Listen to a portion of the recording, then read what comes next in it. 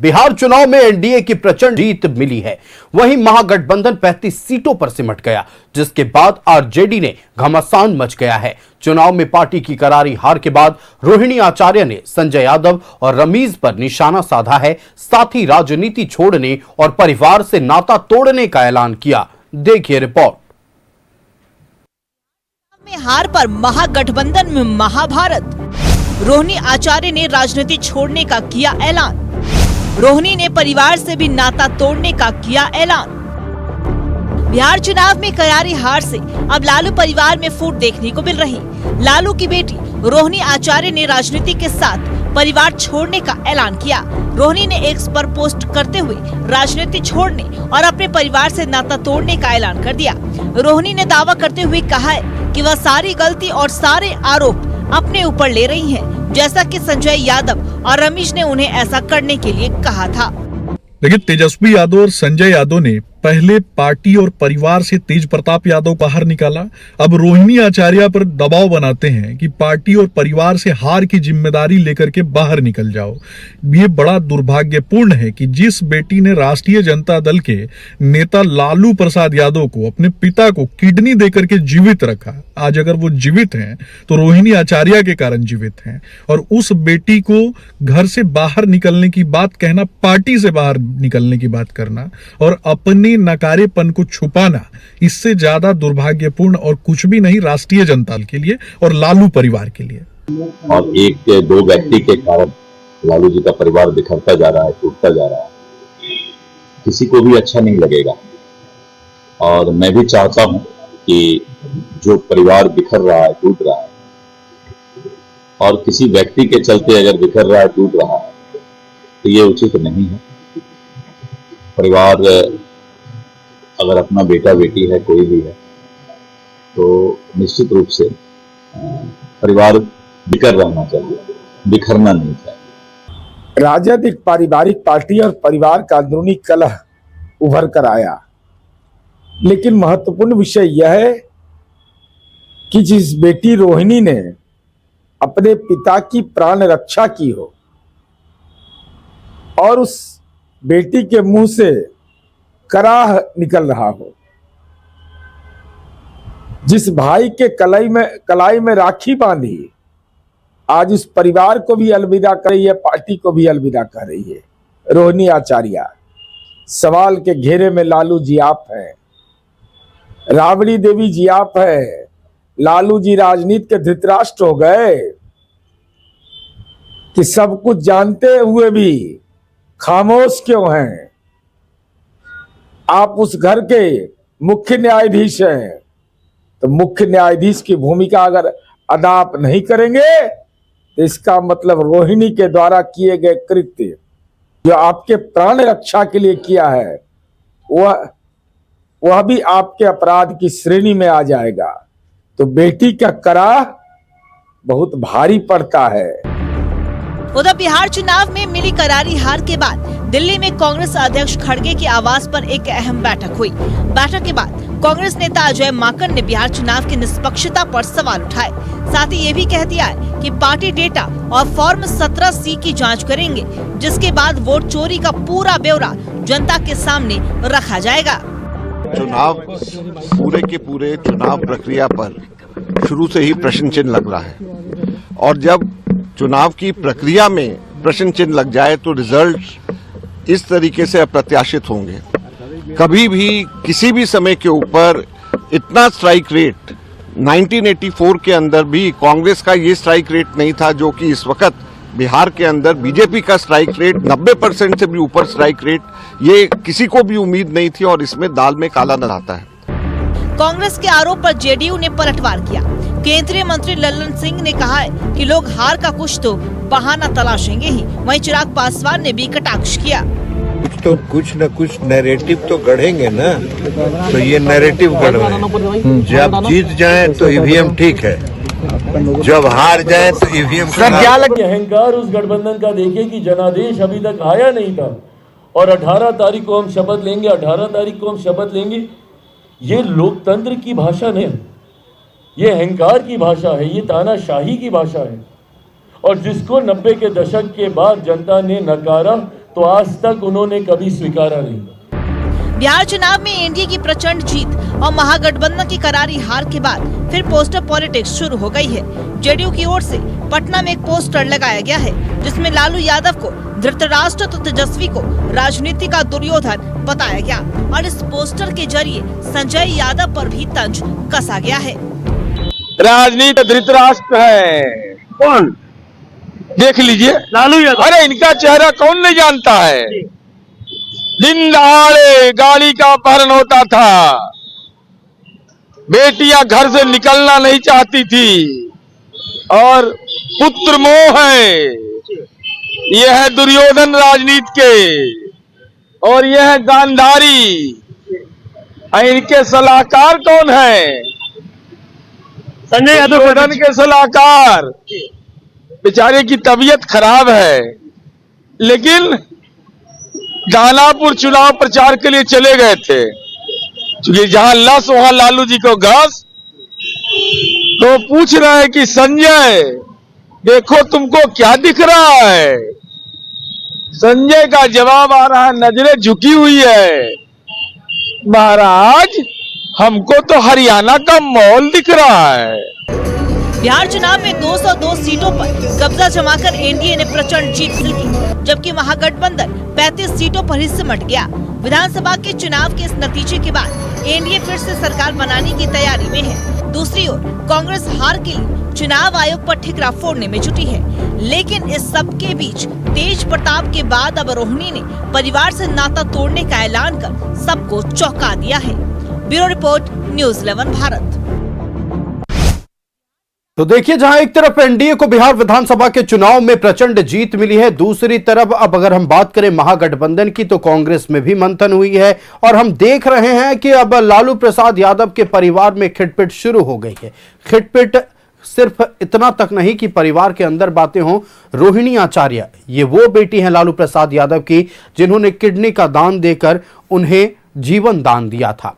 आज अगर लालू प्रसाद यादव हम सबके बीच मौजूद हैं तो उसके पीछे एक बहुत बड़ा कारण रोहिणी आचार्य हैं, लेकिन आज उन्होंने पार्टी और परिवार का त्याग कर दिया है। आरोप संजय यादव पर लगाए गए हैं और भी कई मसले हैं। हम इन तमाम पहलुओं पर बातचीत करेंगे। संवाददाता अस्मित हमारे साथ लाइव जुड़ रहे हैं। अस्मित, देखिए, जहां एक तरफ कुनबा बिखरा राष्ट्रीय जनता दल का, अब परिवार बिखरता हुआ नजर आ रहा है। तेज प्रताप जब निकले थे तो भी उन्होंने एक संज्ञा देते हुए, मैं उस शब्द का प्रयोग नहीं करूंगा, संजय यादव पर निशाना साधा था। और आज रोहिणी आचार्य ने जब परिवार का त्याग किया है, उन्होंने भी सीधे सीधे तंज संजय यादव पर ही कसा है, या यूं कहें सीधा आरोप संजय यादव पर लगा दिया।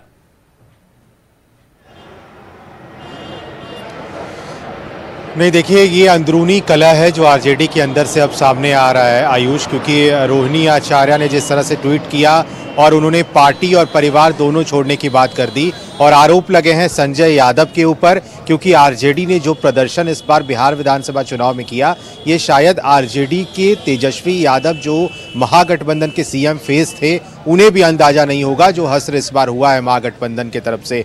लेकिन दूसरी ओर एनडीए खेमे में जबरदस्त उत्साह का माहौल है। इस समय हम बीजेपी कार्यालय में हैं, जो प्रदेश कार्यालय है पटना का, और वहां पर अभी भी जो जीते हुए प्रत्याशी हैं उनके आने का सिलसिला लगातार जारी है।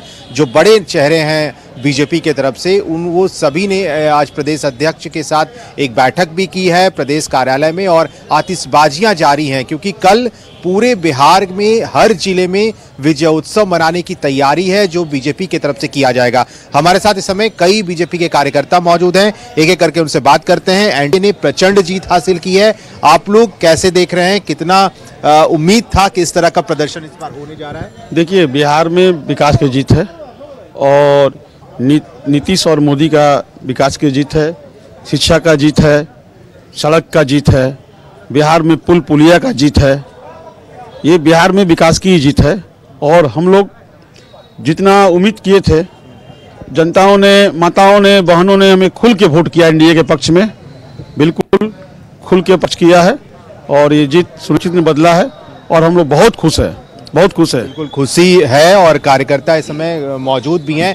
आप तो कल बहुत झूम रहे थे क्योंकि एनडीए ने जिस तरह से प्रचंड जीत हासिल की है, उम्मीद था कि इस तरह का भी प्रदर्शन होगा। देखिए, ये जंगल राज का जो चुनाव चालू हुआ, सभी पार्टियां लड़ रही है, अपने अपने निधि से, अपने अपने सब बुद्धियों से लड़ रहा।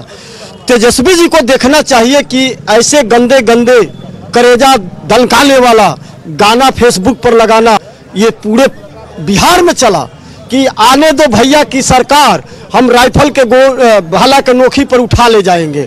ये कितने करेजा पर लग रहा था। ये सारी जनता सुन रही थी कि पिछला फेल 20 साल पुराना कहानी जंगल राज आ जाएगा। तो जब देश के प्रधानमंत्री जी को विकास देखा, बिजली, पानी, सड़क, स्कूल, सरकारी नौकरी, हर चीज, बिजली, किसानों के बिजली, विकासों के काम हुआ, सरकारी नौकरियों को दिया गया है, 10,000 रुपया महिलाओं को दिया गया दीपावली मनाने के लिए। ये तो चिंता नहीं है वहाँ पे। अब तो बिहार तो भारत में 1 नंबर जा रहा है। अब हम लोग को केंद्र सरकार बनने जा रही है, इसमें भारत के अंदर 1 नंबर बिहार का रूप दिखाई पड़ेगा। बिहार देश में उभर कर आया है और अच्छा प्रदर्शन भी रहा है। आप कैसे देख रहे हैं एनडीए की? देखिए, मेरा कहना यही है कि बिहार तो बहुत तेजी से अब आगे बढ़ेगा और हमारे प्रधानमंत्री और नरेंद्र मोदी ने पर डे उद्घाटन किया है। उन्होंने ऐसा दिखा दिया कि बिहार में काम की कमी नहीं है और हम लोग देख रहे हैं कि कैसे विकास होगा। अब जो उद्घाटन हो गया है उसको हम लोग को ये जमीन पर लाना है, और जब तक जमीन पर नहीं आएगा तब तक होगा नहीं। उस पर हमारे अमित शाह, नरेंद्र मोदी और हमारे ये टेक्निकल जो हैं, ये आपके जो मुख्यमंत्री हैं नीतीश कुमार, उन लोग को मिलके और विचार करके और कैसे हमारा बिहार का जो लेबर अभी जा रहा है, जिन्होंने प्रशांत किशोर ने कहा था कि आज हम सबको रोजगार देंगे। तो आप पलायन की बात हाँ, अरे वही तो मेन मुद्दा है ना। सारा लोग बिहार के बाहर जा रहा है, उसको रोकना है और उसी के द्वारा जो है ना बिहार का विकास करना है। और आपको बता रहे हैं, इधर सोनपुर, हाजीपुर, छपरा जो एक वीरान नजर आ रहा है, अगर उसको नया ग्रेटर पटना बना दिया जाए तो आज हम लोग का जो बिहार जो है इतना विकसित हो जाएगा कि हम आने वाले टाइम में हम कुछ कहने से। कार्यकर्ताओं की अपनी अपनी मांग है। आयुष, कुछ और लोग हैं, आप लोग कैसे देख रहे हैं? युवाओं ने कितना बढ़ चढ़ कर? सर, सबसे पहली बात तो जनता को अब रिजल्ट ओरिएंटेड नेता चाहिए। अब हवा ये बातें करने वाले नेता नहीं चाहिए। जनता ने देखा कि मोदी जी जब से आए 75 लाख किसानों को बिहार में सम्मान राशि मिल रही है। 8.5 करोड़ लोगों को बिहार में केवल अनाज मिल रहा है, मुफ्त अनाज। जीविका दीदी के तहत 10,000 रुपये की राशि दिया गया और भी 2 लाख देने की बात हुई है। तो प्रधानमंत्री जी की आयुष्मान भारत योजना लीजिए, उज्ज्वला योजना लीजिए, उजाला योजना लीजिए, आवास योजना, फिर हमारे मुख्यमंत्री महोदय संबल योजना के तहत युवाओं को दे रहे हैं 50,000 रुपया। लड़कियों को ग्रेजुएशन पास करने पर सहायता राशि दी जाती है, 12th पास करने पर 25,000। पहले हमने वो दौर भी देखा है, तब हम बहुत छोटे थे, माताएं बने सूर्यास्त के बाद निकलती नहीं थी। आज माताएं बने 35% आरक्षण का लाभ लेकर सरकारी पदों पर कार्यरत है। आप जाकर रिपोर्टिंग कर सकते हैं ग्राउंड पे। सोचिए, आज माताएं बने नौकरी कर रही है 35% आरक्षण लेकर। महिलाओं ने वोट नहीं किया तेजस्वी यादव को। सर, रिजल्ट नहीं दिख रहा है आपको। 25 सीट लाके आए हैं सर। अगर माताओं बहनों ने आशीर्वाद दिया होता 25 पे लटकते। वो 25 सीट लेके आए हैं आरजेडी की पार्टी। वो उनके जो सीएम फेस थे, शुरू के 15 राउंड बैक चल रहे थे। कह रहे थे 30,000 रुपया देंगे, मकर संक्रांति के दिन सरकार बनी। हाँ, वो खटाखट भी दे रहे थे लोकसभा में। अगर हमारी सरकार बनेगी तो हम खटाखट देंगे। माताओं बहनों ने ठेंगा दिखा के यहाँ से खटाखट भेज दिया। तो माताएं बहनें समझती है, लोग हवाई बातें करते हैं, बोलते हैं मैं हर परिवार को नौकरी दे दूंगा। सर, कास्ट सेंसस के अनुसार, मतलब कास्ट सर्वे के अनुसार बिहार में 3.25 करोड़ परिवार हैं। हर परिवार को नौकरी देंगे, कहाँ सैलरी का पैसा है आपके पास? कहाँ पोस्ट खाली है? मतलब सिर्फ कह रहे थे, आपको लग रहा है कि वो हो नहीं पाता? हाँ, लंबा। अरे हम लोग पढ़े लिखे बुद्धिमान लोग हैं सर। हमारा राज्य का बजट ही 3,17,000 करोड़ है। आप सैलरी वैलरी सब जोड़ के 9 लाख करोड़ का बजट बना दिए, कहाँ से पैसा आएगा? हम लोग नहीं समझ रहे हैं। उसके बाद बोलते हैं मैं माताओं बहनों को आधे दाम पे सिलेंडर दूंगा, हर महीने 2,500 रुपए दूंगा, आधे 200 यूनिट बिजली फ्री दूंगा। हमारे पास उतना बजट ही नहीं है सर। तो हम लोग पढ़े लिखे लोग, हम लोग समझ गए ये बात। तो हम लोग मोदी जी और नीतीश जी के साथ हैं। और देखिए, जनादेश 200। ऐसा कि विजन नहीं था तेजस्वी के पास, इसलिए जनता ने नकारा? नहीं, विजन तो बिल्कुल था ही नहीं। जो भी बातें थी हवाई में थी। और हमारी पार्टी की शुरू से सोच है, नारा है, सबका साथ सबका विकास। उसी पे कार्य कर रही थी पार्टी, जो कि विकास किया पार्टी ने। इसी का आज और नतीजा है कि हमारी पार्टी इतना अच्छा, मतलब कि विधानसभा चुनाव में सीट लाई है।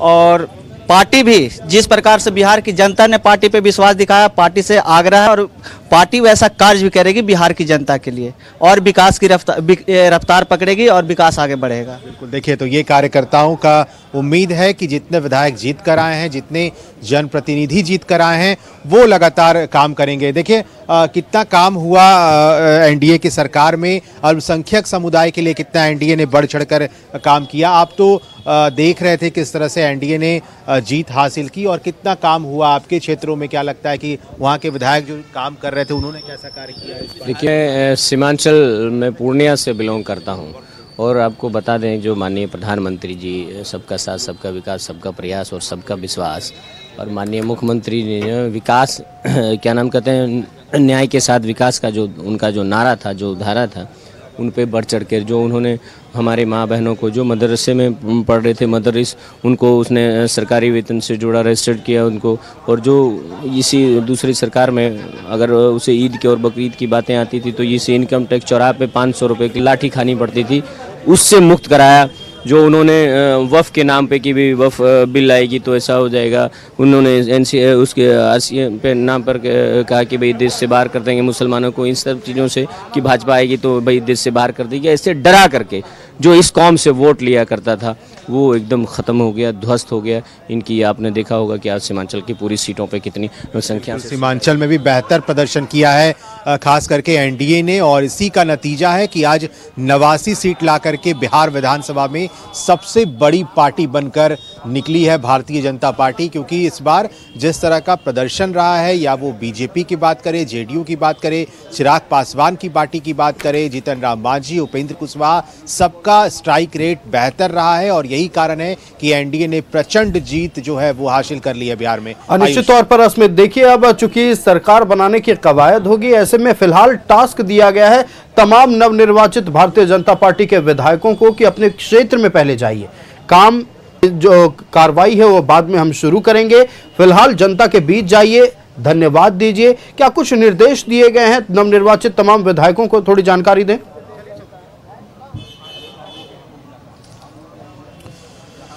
नहीं, देखिए सभी विधायकों को ये निर्देशित किया गया है। सबसे पहले तो वहाँ के जनता से पहले मिलना है और उसके बाद जो काम आगे को लेकर के रणनीति जो बनानी है, जैसे 5 सालों का जो विज़न है, कैसे एनडीए के वो तमाम जो विधायक जीत कर आए हैं वो कैसे काम करेंगे, उसकी एक ब्लूप्रिंट तैयार की जाएगी और उसके बाद आगे चलकर जनता के जनप्रतिनिधि के रूप में उन्हें काम करना होगा। ये टास्क जो है बिहार में खास तौर पे जितने एनडीए के घटक दल हैं उन सभी को दिया गया है, जो प्रदेश अध्यक्ष है उनके द्वारा, और आगे और भी रणनीति होगी। पहले तो बैठक होगी, विधायक दल की बैठक होगी, उसमें कई बातों पर चर्चा होना है, सभी घटक दल उसमें मौजूद रहेंगे। तो टास्क अभी और दिए जाएंगे क्योंकि बैठकों का दौर शुरू होगा अब क्योंकि विधायक दल की बैठक होगी, उसमें विधायक दल का नेता चुना जाएगा।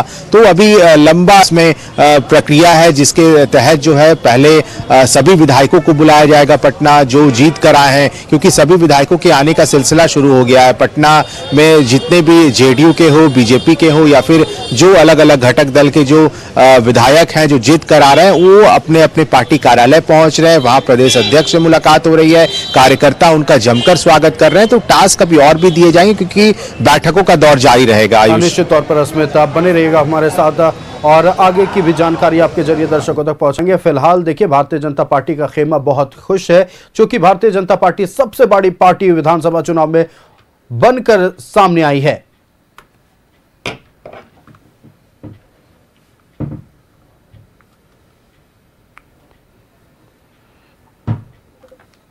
बिहार में एनडीए की प्रचंड जीत के बाद अब सरकार बनाने की तैयारी शुरू हो गई है। एलजेपी रामविलास के राष्ट्रीय अध्यक्ष चिराग पासवान समेत कई नेताओं ने सीएम नीतीश से मुलाकात की। हालांकि सरकार गठन को लेकर एनडीए जल्दबाजी में नहीं है। बीजेपी ने अपने सभी नवनिर्वाचित विधायकों को अपने क्षेत्र में 2 दिनों तक धन्यवाद यात्रा निकालने के निर्देश दिए हैं। देखिए रिपोर्ट। बिहार में बहार है, फिर नीतीश कुमार है। प्रचंड जीत पर एनडीए में जश्न का माहौल। सरकार बनाने की भी कवायद शुरू। नीतीश कुमार से मिले चिराग पासवान। बिहार विधानसभा चुनाव में 202 सीटों पर प्रचंड जीत के बाद अब राज्य में सरकार गठन की तैयारी शुरू हो गई है। एलजेपी रामविलास के केंद्रीय अध्यक्ष चिराग पासवान ने मुख्यमंत्री नीतीश कुमार से मुलाकात की और जीत की बधाई दी। इस दौरान दोनों नेताओं के बीच सरकार गठन के साथ आगे की रणनीति पर भी चर्चा हुई। न सिर्फ उनको हम लोगों ने बधाई देने का काम किया, बल्कि आने वाले दिनों में क्या रूपरेखा सरकार की गठबंधन की रहेगी, उस पर भी हम लोगों ने चर्चा करने का काम किया। दिन भर सीएम नीतीश से मिलने वाले नेताओं का तांता लगा रहा। बीजेपी के भी कई नेता और विधायकों ने मुख्यमंत्री से मुलाकात की। जेडीयू ने कहा है कि नीतीश कुमार ही मुख्यमंत्री होंगे। एनडीए पूरी तरह एकजुट है। हालांकि सरकार गठन को लेकर एनडीए में जल्दबाजी नहीं है। बीजेपी ने अपने सभी नवनिर्वाचित विधायकों को अपने क्षेत्र और जिले में 2 दिनों तक धन्यवाद यात्रा निकालने के निर्देश दिए हैं। कल शाम तक सभी लोग अपने अपने क्षेत्र में जो है और अपने अपने जिला में जो अपार जन समर्थन मिला, धन्यवाद बिहार के मतदाता, प्रणाम बिहार के मतदाता, और उनको शुक्रिया अदा करके उसको हार्दिक अभिनंदन करके फिर तब सभी लोग यहाँ आएंगे। उसके बाद फिर प्रक्रिया शुरू होगा और समय अभी हमारे पास काफी है, इसीलिए कोई जल्दीबाजी नहीं है। जनता ने मैंडेट दे दिया है, इसलिए कोई जल्दीबाजी नहीं है, जल्द ही सब कुछ हो जाएगा। बिहार में एनडीए को प्रचंड जीत मिली है। ऐसे में सरकार का शपथ ग्रहण समारोह भी भव्य होने की संभावना है। शपथ ग्रहण में पीएम मोदी समेत कई बड़े नेता शामिल हो सकते हैं, लेकिन फिलहाल शपथ ग्रहण को लेकर कोई जल्दबाजी नजर नहीं आ रही है। शपथ ग्रहण से पहले मंत्री पदों के बंटवारे को भी अंतिम रूप दिया जाना है। Bureau report, news 11 Bharat.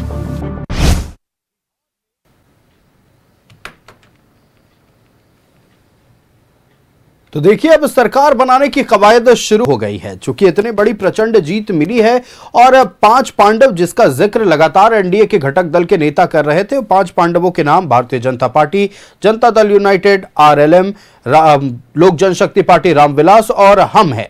इन 5 के शक्ति से इतनी बड़ी प्रचंड जीत मिली है, यह दावा किया जा रहा है तमाम राजनीतिक दलों की ओर से। और साफ तौर पर अगर हम बात कर लें, सरकार बनाने को लेकर कवायद जो शुरू हुई है, अब मुख्यमंत्री से यानी कि नीतीश कुमार से तमाम नेता मिलने पहुंच रहे हैं। संवाददाता अस्मित और मनोज हमारे साथ बने हुए हैं। अस्मित भारतीय जनता पार्टी कार्यालय से और जेडीयू कार्यालय से मनोज हैं। अस्मित, हम आएंगे आपके पास, फिलहाल मनोज के पास चलते हैं। मनोज, देखिए, जनता दल यूनाइटेड का कार्यालय इस वक्त जगमगा रहा है, त्योहार जैसे माहौल है, निश्चित तौर पर प्रचंड जीत मिली है, तो ये देखने को मिलने वाला ही था। लेकिन अब बात करते हैं असल मुद्दे पर। सरकार बनाने की कवायद शुरू है, तमाम जो नेता हैं, तमाम जो पुराने मंत्री हैं वो भी पहुंच रहे हैं। मतलब अब मंत्री पद को लेकर होड़ शुरू होने वाला है। देखिए, निश्चित तौर पे अब एनडीए की प्रचंड जीत हुई है और प्रचंड जीत में आप सही कह रहे थे, 5 पांडव जो एनडीए के घटक दल है, पांचों का अहम भूमिका रहा है पूरे बिहार में। और इस बार बिहार में अगर चुनाव पिछली बार भी लड़ा गया तो नीतीश जी के चेहरे पे, इस बार भी नीतीश जी के चेहरे पे ही चुनाव लड़ा गया, क्योंकि नीतीश जी को ही लोग मुखिया मानते हुए पूरे बिहार में इन लोगों ने प्रचार प्रसार किया। चाहे बीजेपी के बड़े लीडर हो या जनता दल यूनाइटेड की बात करें या एलजेपी की बात करें, तमाम घटक दल कर रहे थे। लेकिन निश्चित तौर पे बड़ी जीत तो मिली है एनडीए की, लेकिन अब सरकार बनाने की कवायद शुरू हो गई है। अब सरकार को लेकर आखिर मंत्री कौन होंगे, मुख्यमंत्री कौन होंगे, हालांकि मुख्यमंत्री को लेकर हमें लगता है कि कोई बड़ा पेच नहीं हो सकता है, क्योंकि भारतीय जनता पार्टी भी समझ रही है, जनता दल यूनाइटेड ने पहले ही कह दिया है कि हमारे मुख्यमंत्री नीतीश कुमार हैं, रहेंगे, और साथ साथ बाकी लोग भी जो है, जो घटक दल है, हमें लगता है कि उनको किसी प्रकार के एतराज नहीं होना चाहिए, क्योंकि उनके चेहरे पे लड़ा। दूसरी तरफ मंत्रिमंडल को लेकर थोड़ा सा खींचातानी हो सकता है, क्योंकि भारतीय जनता पार्टी के पास में भी उप मुख्यमंत्री की बात होगी। अगर मुख्यमंत्री यदि जनता दल यूनाइटेड की तरफ है तो उप मुख्यमंत्री बीजेपी की तरफ होगी। वही दूसरी तरफ तीसरी बड़ी पार्टी अगर कोई है तो वो है रामविलास पासवान का, चिराग पासवान का। तो उनके तरफ में भी होगा कि क्या वाकई मंत्रिमंडल में कौन सा जगह मिलेगा, कौन से पोस्ट मिलेंगे। तो ये तमाम मुद्दे हो सकते हैं, लेकिन इतना जरूर है कि ज्यादा उस पर हमें लगता है कि खींचतान नहीं हो सकता है। लेकिन अब सरकार बनाने की जो कवायद है उसको लेकर अभी सभी एनडीए घटक दल के तमाम नेता जो है अपनी अगली प्रक्रिया में वो लोग शुरू हो गए हैं कि अब कैसे उनको सरकार बनाया जाए, सरकार में मंत्री कौन कौन से होंगे। हालांकि बीजेपी ने साफ तौर पे एनडीए के सभी जो जीते हुए विधायक है उनको कह दिया है कि आप अपने विधानसभा क्षेत्र में जाएं, अभिवादन लोगों को करें, लोगों को शुक्रिया अदा करें, ताकि उन लोगों ने आपको अपना मत देकर जिताया है, एनडीए पर भरोसा जिताया और भी प्रचंड बहुमत से आपने जीता है। तो थोड़ा और ज्यादा हड़बड़ी भी नहीं है एनडीए के पास में, क्योंकि वक्त है इनके पास में, अभी 23 तारीख तक का वक्त है। तो ये भी नहीं चाहते हैं कि हड़बड़ तड़बड़ में कोई काम करें, लेकिन जो काम हो वो ठोस हो। पहले जितने विधायक है अपने क्षेत्र में घूमे, 2 दिन के बाद जब वापस आएंगे उसके बाद तब बैठक की प्रक्रिया शुरू होगी, विधायक दल का नेता चुना जाएगा। उसके बाद तब सेकेंड फेज का जो काम होगा वो होगा मंत्रिमंडल का विस्तार और कौन कौन से मंत्री बनेंगे। शपथ ग्रहण समारोह को लेकर कयास लगाया जा रहा है कि भव्य कार्यक्रम होगा। भारतीय जनता पार्टी के जो बड़े लीडर हैं, एनडीए के जो बड़े लीडर हैं, देश के प्रधानमंत्री, गृह मंत्री भी आ सकते हैं। हालांकि अभी तक उसकी आधिकारिक सूचना नहीं है, लेकिन कयास लगाया जा सकता है। तो निश्चित तौर पे यो इस बार का जो जीत है वो जीत एनडीए की जीत, प्रचंड जीत, और प्रचंड जीत को लेकर जो अब मंत्रिमंडल का जो विस्तार हो रहा है, तो वो सेकेंड फेज का काम है। पहला फेज विधायक दल की बैठक, उसमें विधायक दल का नेता चुनना, और उसके बाद मंत्रिमंडल के विस्तार को लेकर चर्चा किया जाएगा। फिर सरकार, फिर राज्यपाल के पास जाएंगे, राज्यपाल के पास नेता चुनना, विधायक दल की बैठकें होंगी। अभी ये लंबी प्रक्रिया है, हालांकि 23 तारीख से पहले सरकार गठन कर लेना है, और निश्चित तौर पर इस पहलू पर भी हम बातचीत करेंगे। बने रहिएगा मनोज और अस्मित आप हमारे साथ। तो देखिए एनडीए के भीतर जो हलचल सरकार गठन को लेकर है और सरकार बनाने को लेकर जो कवायद जारी है, उस पर हम बातचीत कर रहे थे। 2 संवाददाता पटना से हमारे साथ लाइव जुड़े हुए हैं। हम अस्मित के पास चलते हैं। अस्मित, देखिए डिप्टी सीएम पिछले बार जब यानी 2024 में भारतीय जनता पार्टी और जेडीयू एक साथ आए थे, जातीय समीकरण का ख्याल रखा गया था डिप्टी सीएम को लेकर, लेकिन इस बार ऐसा लग रहा है कि जातीय समीकरण से परे हटकर इस बार गठबंधन के बारे में सोचना होगा, क्योंकि चिराग पासवान की पार्टी अगर हम बात कर लें तो वो भी इस रेस में नजर आ रही है कि डिप्टी सीएम की मांग कर सकती है।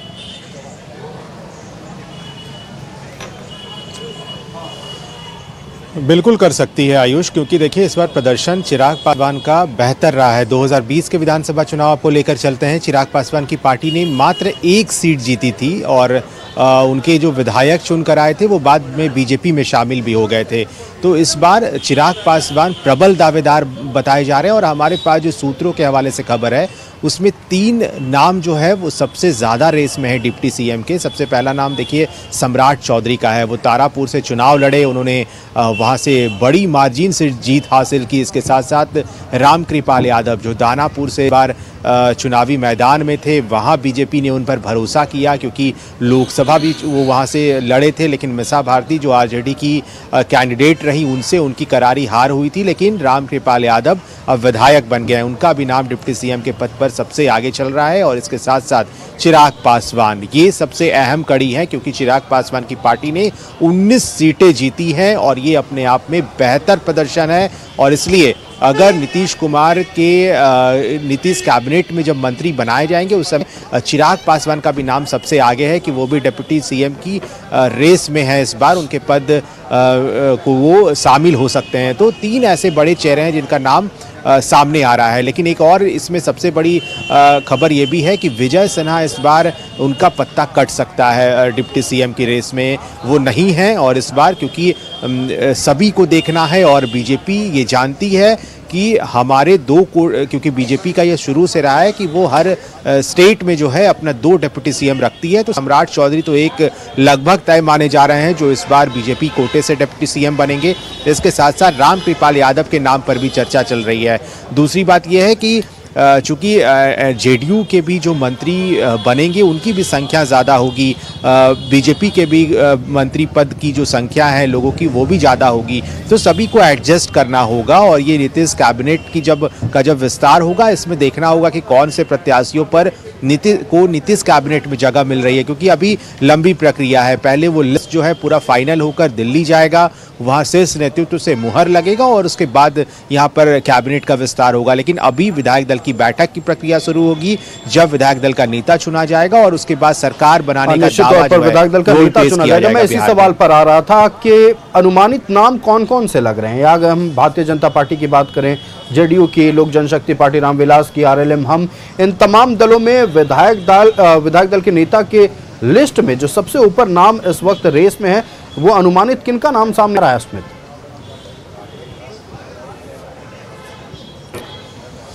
देखिए, एनडीए के तरफ से अगर आप बात करें तो पूरे एनडीए खेमे से बात करें तो इसमें कोई डाउट नहीं है कि नीतीश कुमार के चेहरे पर मुहर लगेगी और नीतीश कुमार फिर से एक बार बिहार की कमान संभालेंगे, क्योंकि शीर्ष नेतृत्व ने भी ये बिल्कुल कंफर्म कर दिया है कि नीतीश कुमार के नेतृत्व में एक बार फिर से एनडीए की सरकार बनने जा रही है, क्योंकि इस बार जीत प्रचंड है।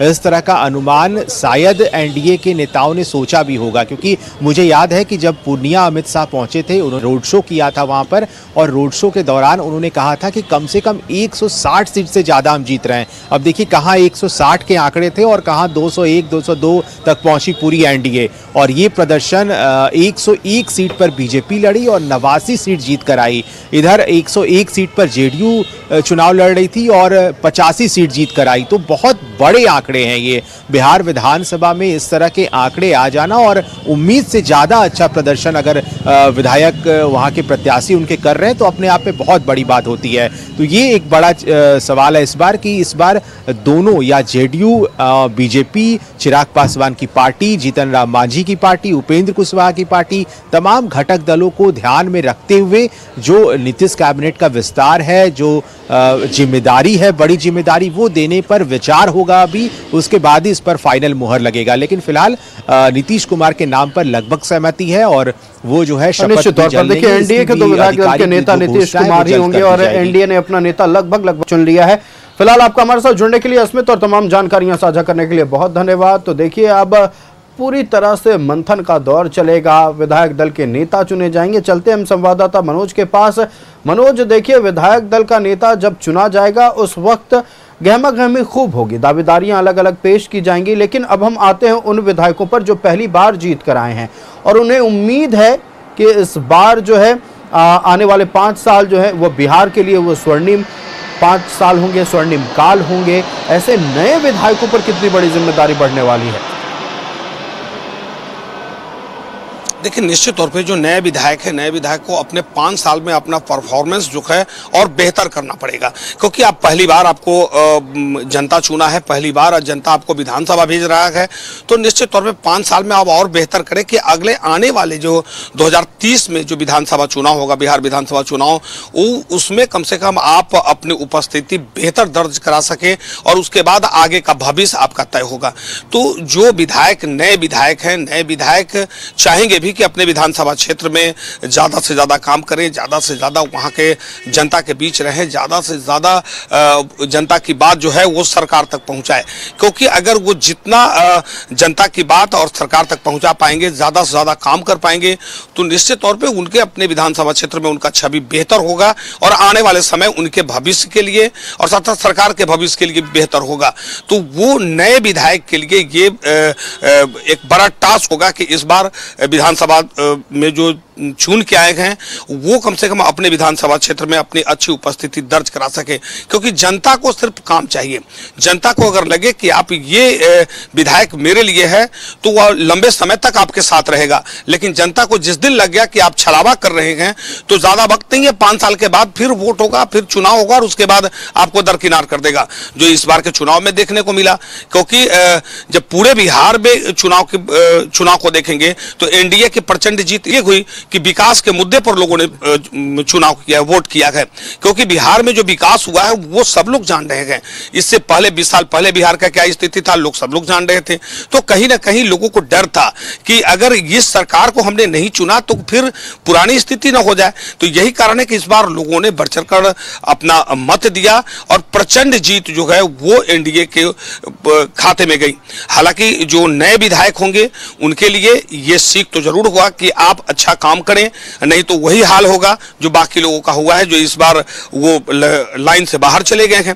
तो एनडीए के जो लोग हैं निश्चित तौर पे उनकी जो विधायक है वो गलती तो नहीं करेंगे, क्योंकि उनका जो कमांड करने वाला लीडर है वो बहुत मजबूत है, और जिस पार्टी का, जिस संगठन का लीडर अगर मजबूत होता है तो निश्चित तौर पे नीचे के लोगों को परेशानी नहीं होगी। और देखिए, इस बार विधानसभा में 25 साल की भी विधायक होंगी और 70 वर्ष से ज्यादा के भी विधायक होंगे। ऐसे में नीतीश कुमार के लिए एक अच्छा एक्सपीरियंस भी हो सकता है और हो सकता है कि इस बार ज्यादा मेहनत करनी पड़े, क्योंकि बेहद कम उम्र के भी विधायक चुनकर आए हैं। देखिए निश्चित तौर पे देखिए जो पुराने लोग हैं उनके अनुभव का लाभ तो जरूर लेंगे नीतीश कुमार। नए जो युवा हैं और साथ साथ उनके अंदर जो जोश है, जो काम करने का उनका जज्बा है, उस जज्बा का भी फायदा नीतीश कुमार लेंगे। हालांकि नीतीश कुमार को मॉनिटरिंग तो करना ही पड़ेगा, लेकिन बड़ी परिपक्व लीडर है वो ऐसा लीडर है कि एक लंबे समय तक पारी उन्होंने खेला है। बिहार की जनता लगातार उन्हें सराखों पर बिठाया है। निश्चित तौर पर देखिए बिहार की जनता ने लगातार 20 सालों से उनको सराखों पर बैठाकर रखा और यही वजह रही कि 20 सालों के बाद भी एंटी इनकम्बेंसी नहीं देखने को मिली। उनकी परिपक्वता, जनता के प्रति उनका समर्पण, परिवारवाद के खिलाफ हमेशा बोलना और भ्रष्टाचार के एक भी छींटे नहीं, यही वजह थी कि बिहार की जनता ने इतना प्रचंड बहुमत देकर एक बार फिर नीतीश कुमार को कुर्सी पर आसीन किया है। मनोज, आपका हमारे साथ जुड़ने के लिए और तमाम जानकारियां साझा करने के लिए बहुत धन्यवाद।